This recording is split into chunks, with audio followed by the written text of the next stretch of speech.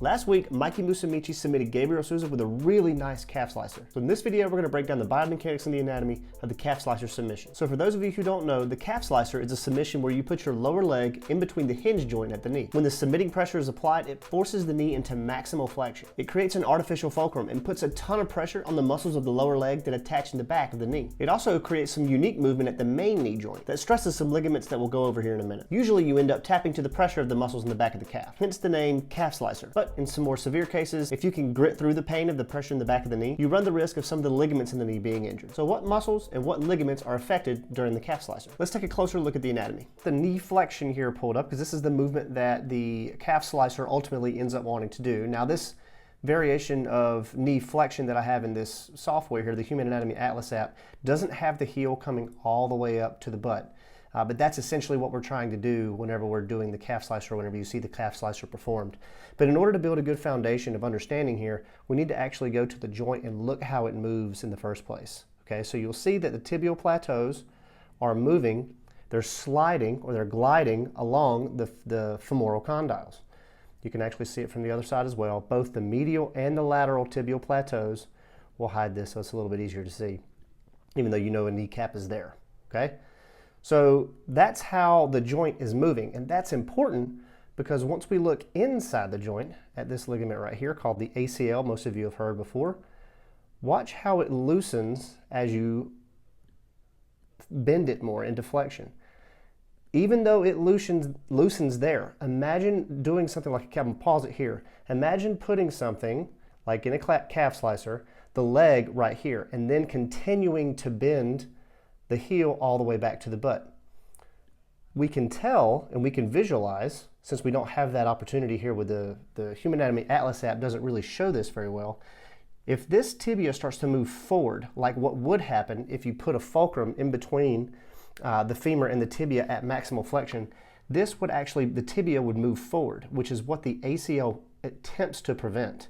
Okay, so you can imagine that if it continues to go all the way back, so his heel were to be all the way up here, that tibia would then slide forward at the end range of the movement, putting a lot of strain on the ACL.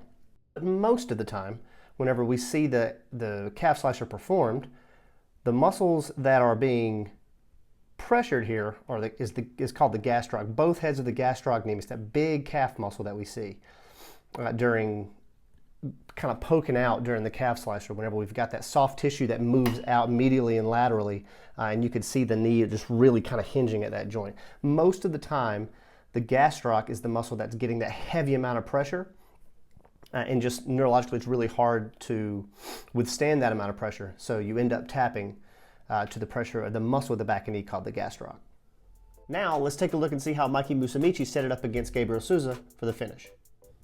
Okay, I wanted to start here because it's a little bit easier to see how he takes his lower leg, for those of you who don't know what the calf slicer is, takes his lower leg and he's already got it in between the femur and the tibia that we learned about earlier to create that flexion torque at the knee.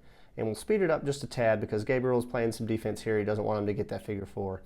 What he does, and so Mikey sneaks that knee in, this is important, he sneaks his shin in right under his heel and creates a little bit of torque there. What he's doing is that he's extending his knee using his quads isometrically to try and drive his heel and his tibia further into what's called the popliteal space of Gabriel Sousa, which is essentially just that space in the back of the knee. And you can start to see that the muscle belly of the gastroc that we were talking about earlier start to pop out here and on the other side. Now what this is doing is it's creating a deeper fulcrum. So if you create a deeper fulcrum, it drives that tibia forward more and also makes the heel feel like it's closer to the back of the knee for that maximal like hyperflexion torque that he wants. Now he gives it a little bit of a go here, but he's a little loose and he's not super tight. So he gets a really tight body lock, he tightens it up, and then one more time, as he extends this knee using the quads and co-contracts using the hips, you could tell his hips are trying to extend because his femur gets further away from his body, right? So that co-contraction between the quads and the glutes, like we've seen in other videos, happen a lot in athletic movement. He drives his own heel deeper into the space of Gabriel Sousa and he ends up tapping, okay? So let's come all the way back and we'll just watch it one time in real speed so you can see it in action. And I'll start it from right here.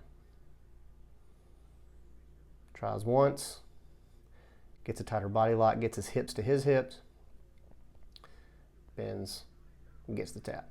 Before we finish, and this is a little off topic, let me know what you think about Mikey's interview afterwards. We saw a side of him that we don't usually see, and I'm wondering what you guys think about it. But yeah, anatomically and biomechanically, those are some of the aspects of what's going on during the calf slicer. Thank you guys for watching, and I'll see you next time.